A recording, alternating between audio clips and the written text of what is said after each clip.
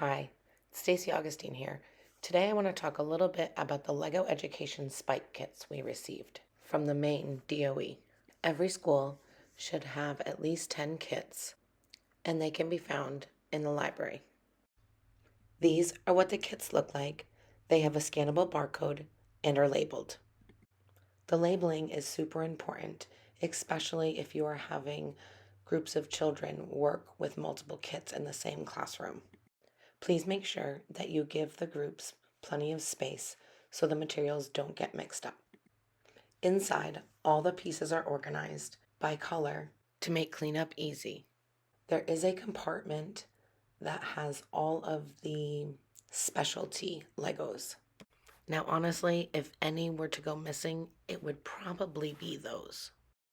Now, the materials that we have, once we remove the colored trays, underneath, there are many more really cool tools. These next tools I'm going to talk about are for the coding aspect of the program. This first one we're going to talk about is called the hub, and this one must be charged every time you want to use it. This is like the battery, and there is a button to turn it on and off, and an indicator light to let you know when you're connected and when it's being charged. This next tool we're going to talk about is the color sensor. And this senses color when you're coding and is usually used with the matrix right next to it. The next piece we're going to talk about is the 3x3 light matrix. Now, this is usually used in conjunction with the color sensor plugged into the back of the hub for it to communicate with each other. Now, depending after you've built your structure and you're ready to code, you may use one or any combination of these tools in order to create your project. The last tools that we're going to talk about today are the motors. Now, these also will have to be plugged into the back of the hub in order to be used. We'll talk more about how they are used and how you can change different settings of each of these tools later on in the video. You do have the ability to change the speed and direction of the motors. Here are what the LEGO Prime kits look like. As you can see, there are more and bigger motors and more sensors. The hub is also bigger and has more inputs in the back. This kit is a bit more complex and comprehensive. That's why it is found at the middle school and high school level. However, it doesn't matter which kit you have, the process and how you create the Legos, buildings, and coding is very similar. I do just want to also take a moment to mention the importance of allowing children to play creatively and free build with the materials as well. The more time the children engage with the materials in more complex ways and their functions and capabilities, the more the children will see different ways in which to use them. I have used the Lego kits a lot with different ages, grades ranging from kindergarten to fifth grade, from kindergarten to special ed to gifted and talented. And every time it is always a fun experience for everyone. I mean, who doesn't love Legos, right? And getting paid to play and have fun with your students. If you're using a laptop, this is the website you need to get started. Just go to legoeducation.com/start, and from there, you can access all of the lessons and units available. If you're using the iPad, download the app and tap it to get started. Here's what the website looks like. It will be different for teachers and students. It's important that you download the lesson and unit that you want to teach before you ask the children to use it. It only takes a minute. Now, whether you're using an iPad or a laptop, or whether or not you choose the teacher's view or the student's view. You must choose the kit you have. At the K to 5 level, we have the Essentials kit. The middle school and high school have the Prime kits. The basic overview is applicable to either set, just the complexity and difficulty of projects increases from the Essentials to the Prime kits. Once you download the app, here's what the home screen looks like. Here you can navigate your units. This is where you want to download them from before you start a lesson. Make sure you do this before you start a lesson. There are so many lessons to choose from, starting at the kindergarten level, starting at the pre-K level even, going up to grade 5. There are science. Once you decide your unit and download it, and then the specific lesson that you want to build, once you decide your specific project, then you find the building instructions. If you're looking at the right side, it tells you how many steps it takes to complete the building project. You can gear which lesson would be appropriate for your grade level or group of children that you're working with. For example, if this is your first time using Lego kits, I do suggest using a project with a small amount of steps so they can get familiar with the process and find success.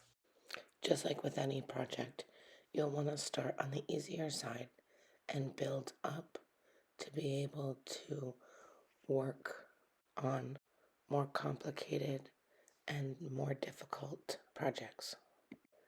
Each lesson starts with a story. It gives context so the children know why they are building this and for what purpose. It makes it more personal and engaging for the younger kids to be able to create this project for some of the characters in the Lego kits. For younger children who cannot read yet, you can press the play button and the story will be read aloud. After you hear the story, now it's time to start building. The directions are exactly like you would expect. Just like with Lego kits you can buy personally, there are pictures that guide you step by step in order to help you build effectively and efficiently. You will have to click the arrow button when you are done with that step to reveal the next step. Before going on to the next step, I always have the children double check to make sure that their creation matches the picture exactly. As with all Lego kits, the directions are easy to follow visually. Once you are done building the project, then you are ready to code. Now, I want to warn you, because this can be the tricky part, especially if kids have never coded before. In the Essentials version, you have 2 options. You may use the icon word blocks or just the picture blocks. To start with, I do encourage the children to use the picture symbols first, as it is easier. Regardless of the format that you are using, it is a drag and drop method. The first thing you must do is press in the upper left-hand corner the button to connect your hub.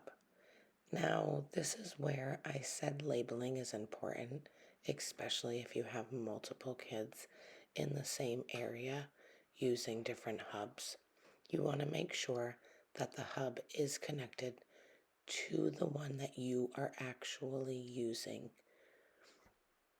This can be tricky in a classroom setting, so the children may need help with this. In order for more workspace, I just swipe up on the directions towards the top of the screen to get more workspace in order to create the code needed to complete the project. This is the time in the lesson that the most learning is going to happen. And with that might come frustration when the code doesn't work out the way they intended. Coding can be tricky at times, and children need a lot of exposure and opportunity in order to be successful at it. To start coding, you must start by dragging and dropping the play button at the beginning of the code. Now, for this example, I am doing the classic carousel. Now, this is a simpler project, so the code options aren't complex. Here, you can change the direction of the motor and also the intensity or speed. While, as you can see here, some projects could have a lot of code, a lot of options to drag and drop, and a lot of choices in how to use those icon blocks. If the icon block is changeable, underneath the picture you will find a drop-down menu in the arrow. Here is the motor. You are changing the intensity or the speed of the motor. Here you can change the direction of the motor and also the number of rotations it does. It is really important to teach the children, after every new step that they do, to go back and press play to make sure that their code is running the way they wanted it to.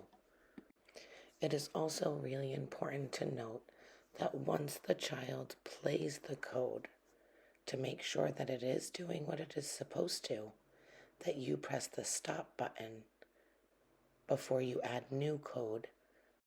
Otherwise, the code won't update when you add new code until you press the stop button.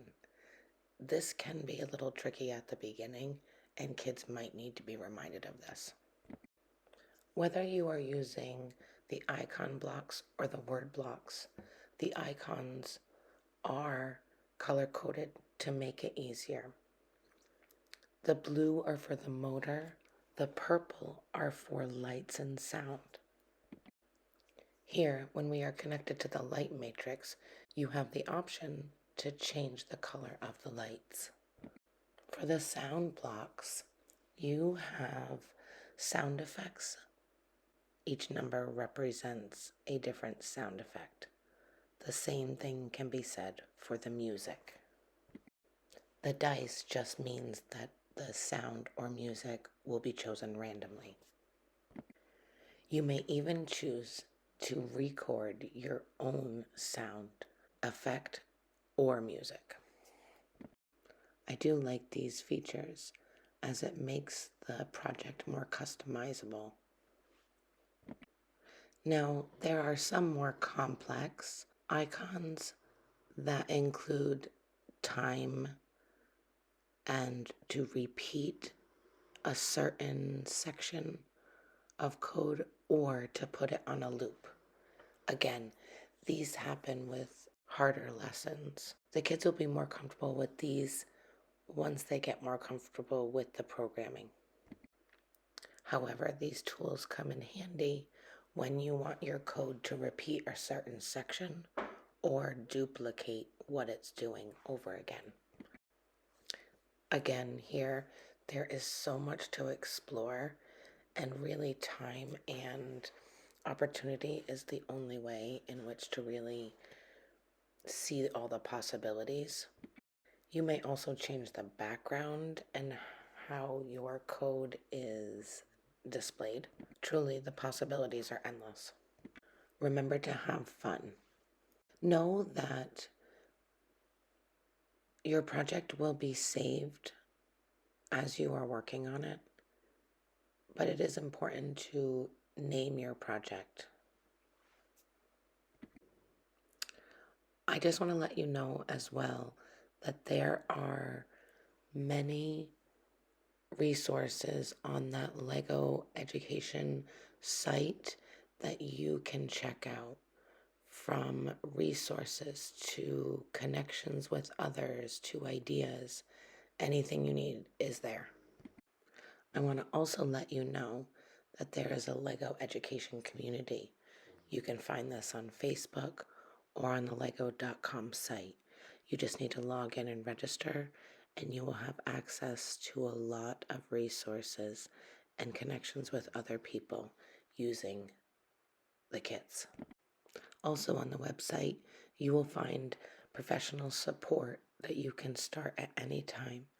It is extremely valuable and always available to learn at your convenience. You can also join the conversation on the LEGO website or reach out using Twitter and other social media apps in order to connect with others around you using the LEGO kits. There's even an ambassador course that you can check out. Here's an opportunity for you to meet people all around the world. There really are so many ways in which you can get new ideas, spark your own creativity, or inspire the children in your classroom. The possibilities are endless, so now is the time to go start and play. Now, any of these projects can be done individually or with a classroom, or within groups in the classroom. Now, these projects can be simple or pretty complex, depending on your purpose. It is important to remember that the children can also free build and create their own code for their project. Now remember, you can check YouTube and other online platforms in order for more information or to get some more ideas, to connect with people and get some projects going. Now that you've watched the video and have the basics down, now it's time to play and get started. Remember to have fun and try new things. You may not have all the answers or be able to solve all the problems immediately, but remember, there is so much value to learning with your kids, and together you can solve any problem together. Thanks for watching. I hope you enjoyed the video, learned a lot about the LEGO kits, and look forward to starting your adventure.